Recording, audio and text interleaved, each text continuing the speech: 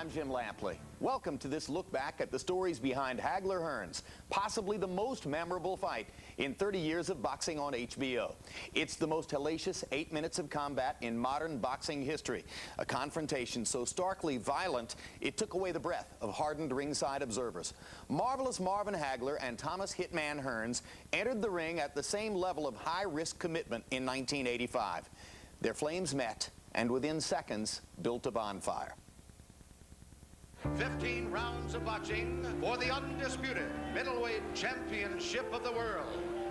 In November 1979, Marvin Hagler, in his 50th fight, finally got a shot at the middleweight title. Although he looked like the winner, the champion, Vito Antuofermo, retained the title on a controversial draw. The decision deepened Hagler's frustration and hardened his resolve to earn the respect and admiration that had always eluded him. The referee said to Pat and I, he stepped aside because when I raised his hand, I want to get a picture with him and I. We stepped aside and they called it a draw. He was devastated. It was like, I lost the fight. Mom, you didn't lose. It was a draw. You both won. I lost the fight because I don't have the title. And this is what he wanted to explain to me, that if you don't get the win, you still lose. It made me much more stronger, made me meaner, made me more aggressive. Marvin learned a lesson there that being in Vegas was never a sure thing. From that point on, Marvin said, these right here are gonna be my judges from now on. 10 months later, in London, Hagler stopped the new middleweight champion Alan Minter in the third round. But his crowning glory turned into a riot rather than a celebration. Full beer bottles are raining down on the canvas and bouncing off. The bobbies came to rescue us. We won the world's title. The belt wasn't presented to us in the ring like you normally do, the new world's champion. We had to run like we did something wrong. I got here the hard way, and I'm planning on staying here. I'm leaving it up to my manager and trainer to figure out who's next, and I'm planning on being here for a long time. Thomas Hearns also planned on establishing his place on the boxing scene. In 1981, the undefeated Hearns, then known as the Motor City Cobra, stood on the cusp of superstar status when he faced Sugar Ray Leonard for the welterweight title. In a memorable fight that elevated both men, Leonard rallied to win on a TKO in the 14th round. It's over, and Ray Leonard is the undisputed welterweight champion of the world against a very game Thomas Hearns. Boxing really was all that Detroit had, and I believe that Tommy felt that he let the whole city down when he lost that fight. That was a fight that he should have won. When Thomas lost to Ray Leonard, we went back and there was a lot of rethinking. So Emmanuel made the immediate decision to start to move him up, and so he started the campaign in the 154-pound weight class. And the thought was, okay, we're just going to go on and we're going to reestablish the image. The images of Thomas Hearns and Marvin Hagler were both born in cities rich with boxing tradition. Hearns' journey began in Detroit, the home of Joe Louis, Sugar Ray Robinson, and the legendary Kronk Jim. In the middle of the city, there's a pillbox-like bunker, brick, red. You go down one flight of stairs. You feel the heat rising as you go down. In some ways, I would imagine it's like Dante's Inferno. In the middle of all this is this little Merlin, this little man, Emmanuel Stewart. The first time that I met Thomas Hearns, he was a little skinny kid, very quiet, very bashful, a little kind of puppy dog-like sad eyes. And even though he wasn't the most talented guy at the time, he would always be back the next day. Tommy Hearns was not a great athlete. In fact, he was a skinny guy who said, I'm tired of people stealing my coats. Can you help me? Emmanuel said, okay, and threw him in there with a kid who was skillful and broke his nose immediately. And then Emmanuel looked at him to see what his reaction was going to be. And Tommy Hearns straightened his nose back out and went back in there. It was like part manager, trainer, but also like a father to some degree too, being that he, like I, came from a fatherless home. We spent so much time together. After a while, Emmanuel did become something like a father figure to me. Not just to develop me as a fighter, but to develop me as a young man. In Brockton, Massachusetts, the hometown of Rocky Marciano, Marvin Hagler would find a boxing family of his own under the guidance of brothers Goody and Pat Petronelli. From 1969 to 73, Marvin worked with Pat and Goody, who had a construction company. Me and Marvin both were young laborers on the job and would do the bull work. I worked construction for 8 years, and while I was digging, I was thinking, there's got to be a better way. He had said that he's going to become champ, and he did. When he came out of here, he referred to us as Whiteys. And, you know, I had a kick out of that. And it took him a while to really get to trust us Whiteys. The Petronellis, for me, they've been like a father and a brother. I was able to talk about anything under the sun with them, to share even things that when I was upset or my personal life or whatever. It was climbing that mountain together, Pat, myself, and Marvin. It was a triangle. There's nothing stronger than a triangle. Despite the support of the Petronellis, Hagler simply didn't feel respected inside the ring. So he went to a court of law to get what he couldn't get in the court of public opinion. Marvin wanted to be called Marvelous. We tried to educate the general public to the name Marvelous Marvin. We thought we had done it until we ran up against the guy who was in charge of ABC Sports, and he said, if you want us to use the name Marvelous Marvin, go to court. So I rose to the challenge. I asked the probate court judge to change the name of Marvin Nathaniel Hagler to Marvelous Marvin. It wasn't like he grew up always wishing his mom had called him Marvelous, you know? I mean, it was a need inside him. I really felt as though I never got the respect which I deserve in the beginning part of my career. And I just remember when Joe Frazier had said, you know, you got 3 strikes against you, 1 you're southpaw, 2 you're good, and 3 you're black.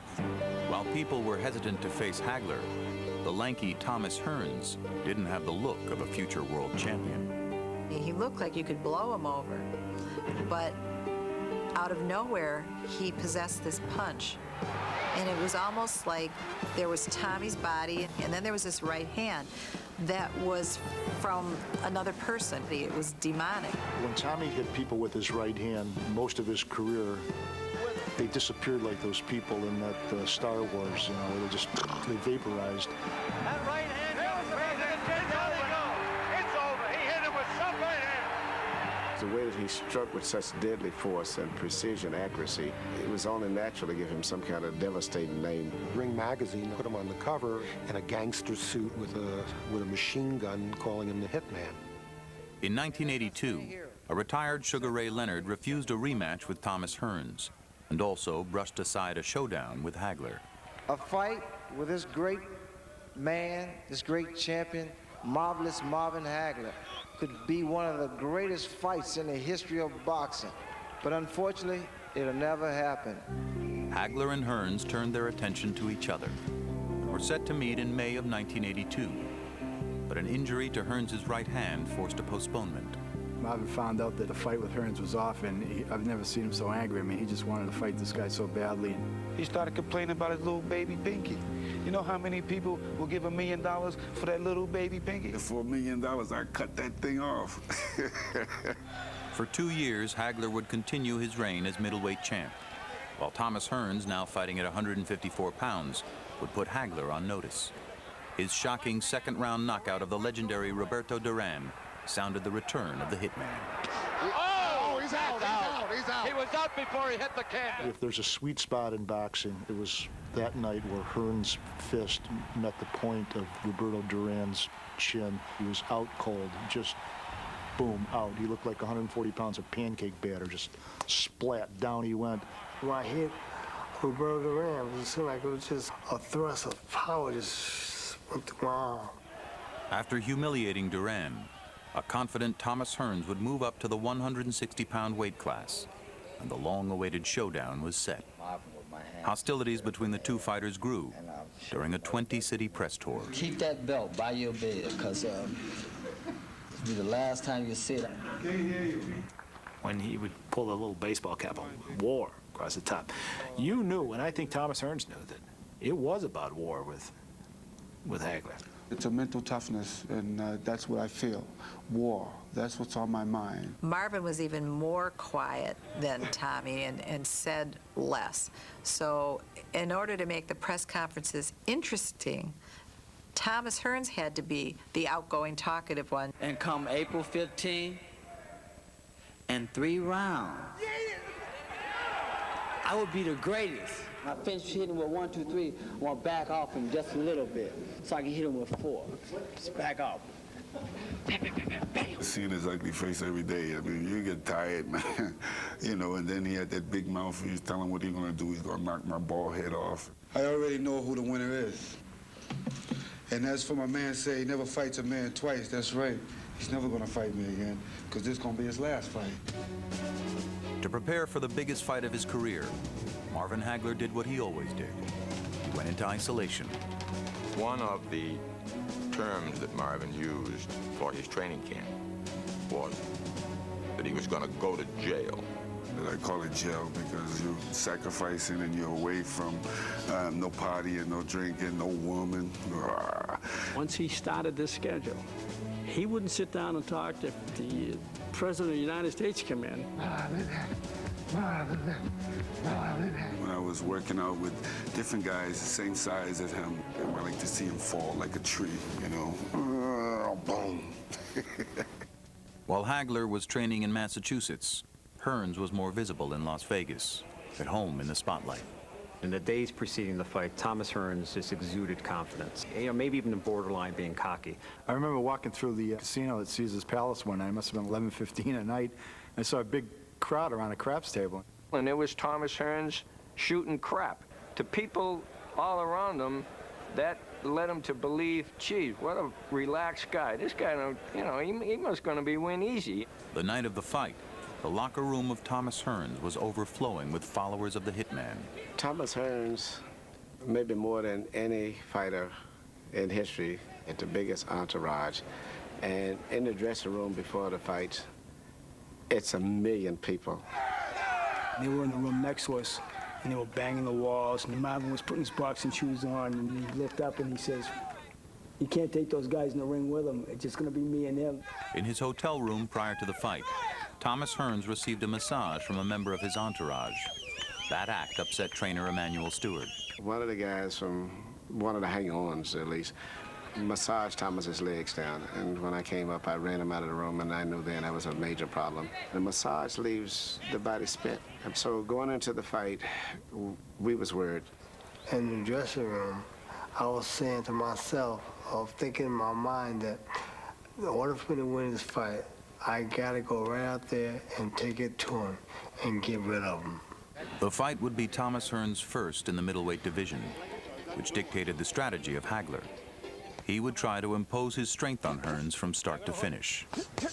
He'll have to start earlier because he's as ready as he's ever been. He's the best shape he's ever been in his life. He'll knock out Tommy Hearns. Goody called it. Goody said, "Tommy's going to come gunning right out after you. Just make a street fight out of it. He'll come right out at you, and you just come right out with him." People just saw two trains ready to collide. This is the main event of the night. 12 rounds of boxing for the undisputed middleweight championship of the world. I think when people saw them come in, Hagler and Hearns, and they looked at these two men who sometimes lived in Sugar Ray Leonard's shadow, and they said they are desperate to win this fight because their legacy could depend on this. And the entourage now of Thomas Hearns making its way toward the ring here. Marvelous Marvin Hagler, of course. He had his game face on, Ray, somewhere around Thursday. Everybody expects to see a contest here decided by their strength, decided by their styles, decided by their will. This was going to be high megaton action. One guy who's called a hitman, and the other guy who walks around talking about destroying destruction no matter what you ask him. Marvelous Marvin Hagler. I suddenly noticed Marvin Hagler is beating himself up in his face. Ed Schuyler, the Associated Press, said later, if the introductions had gone one more minute, Hagler would have stopped himself. When they got in the ring, I mean, I could not believe the tension that was in that fight. I'm just cautioning you now. Obey my command at all times. Shake hands, good luck to both of you. When Marvin Hagler came out of his corner, he was carrying with him all the frustrations and broken dreams of his whole life. And he was going to take them all out on somebody else. We're underway.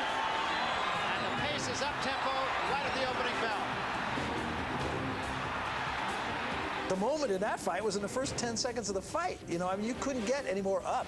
And it went on for the first 3 minutes of that fight. Tremendous pace in the first round. I expected this, Barry. Both guys are going at it. Hearns getting the better of it right now. I dropped, I stopped, I was hitting with triple I.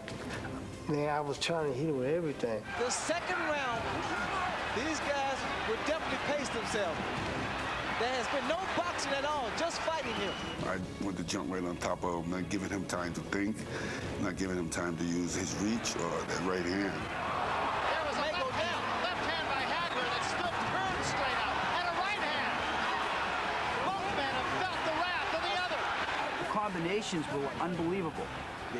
They just both were just bashing each other to the point where I felt like sweat coming out of the TV screen. Now that was the right hand of Tommy Hearns, and it did catch Hagler, but he didn't take a backward step there.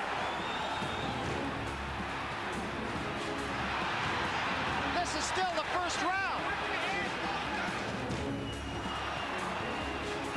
Blood on the face of Marvin Hagler again. We can't quite tell where it's coming from. Everything was in fast motion. It was so quickly. I forgot how many rounds it went. Writers from the New York Times and Los Angeles Times and papers from all over the world, they've got their mouths open. This may be the most brutal, even round you've ever seen in boxing. At the end of the first round of that fight, I remember thinking, could there ever have been a better round in the history of boxing? The first round ended. Tommy's told me my right hand is broke. I hit him a little too high up over his head. Just crushed my right hand. He had a hard head. I mean, I couldn't believe how hard his man's head was. I said, man, I see why you keep your head bald and shaved bald, because you got a weapon here. You got a hard weapon. When I think off to the back, the most exciting 3 rounds in boxing, and he did that with a broken hand, it just lets you realize how much courage and determination he had. Broken or not, it was Hagler's ability to withstand Hearns' best weapon that shifted the fight's momentum. After he hit me with the right hand, I think that was his best shot. And I knew for myself that in order for you to knock me out, you better hit me with that ring post because I ain't going nowhere. Nobody could take Hearns' punches. When Hagler shook it off, I remember thinking, the fight's over. Bang, just like that. In the second round, with Hearns' right hand already broken, Marvin Hagler would gain the advantage. That was the hook. Good left hook, and Hearns left his feet. Hearns is hurt. That was a good game, Barry. Hearns is definitely hurt. Trying to weather the storm here in round 2. Big round for Marvin Hagler.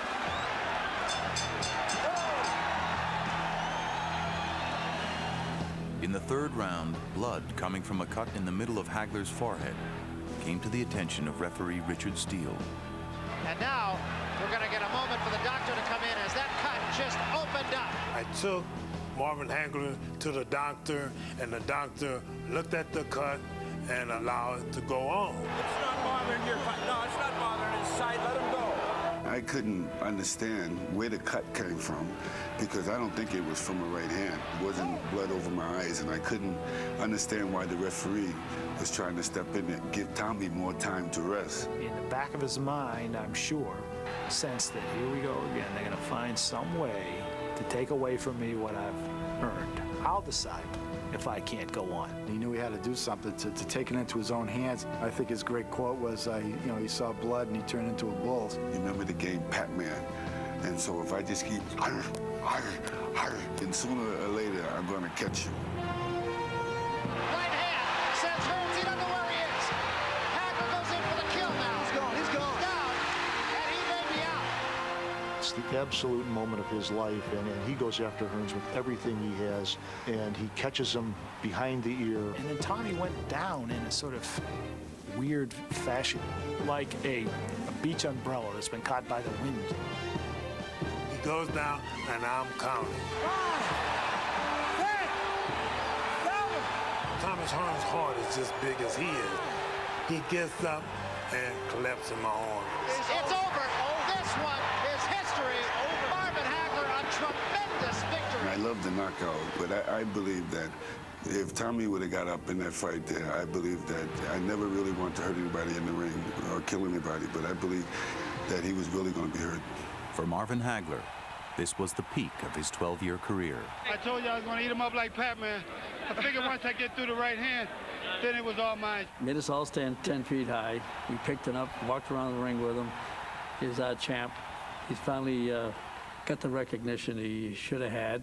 I don't think until that moment that any or many of us realized how important it was to Marvin Hagler to be considered a great fighter. I told you a long time ago that I was a great fighter. You said, not yet. Not yet, you said. You still got to prove yourself. Well, did I do that tonight? This night, Hagler got all he deserved.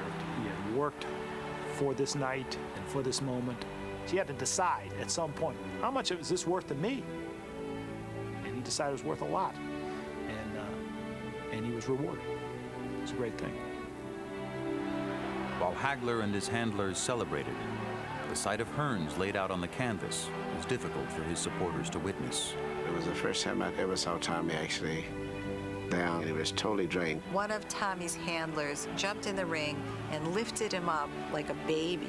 It was bad enough that he got stopped, but he didn't need to be carried back like he was an unconscious slab of meat. Weeks later, I said, Tom, you ever think what would have happened if that fight would have gone the distance? And he said, yeah, one of us would have been carried out. I said, wait a minute, one of you was carried out. After the fight, Hagler and Hearns met face to face. No longer enemies, but partners in history. The man showed his greatness, and then I have to say that it was one damn good fight. Went to visit Marvin. The question was, man, what was you taking? What made you stand up? And Marvin's answer was, I didn't want to fall. I wasn't going to fall. I was determined to win this fight. I do give a lot of respect for Tommy at this moment, and the fact that, he came to fight. He showed me great skills and a lot of courage. Hearns is remembered today as a great champion who came up a little short against the two best fighters of his time. Those two fights, Hearns had his two golden moments and lost them both. That's what he's remembered for. He put on a hell of a fight twice, but he didn't win at either time, and it's not as good as winning. I really hate even doing this interview for this. Anytime those fights are ever brought up, I leave because I relive the pain too much. My place in history, I leave it up to the people that can call the shot. Well, wherever they place me, I'm be happy. I'll be satisfied because they don't have to place me at all. Now Marvin Hagler was considered marvelous in the court of public opinion as well as the court of law.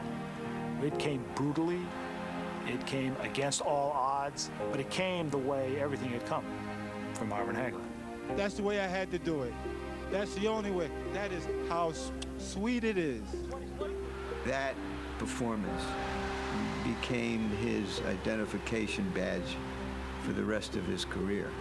Those 8 minutes transformed him from just being a terrific pro into a star. One should grab oneself God's sports sticks, because one would hate to be considered malodorous by one's chums. And one of the great middleweights of all time. The victory over Hearns would be the peak of Hagler's career.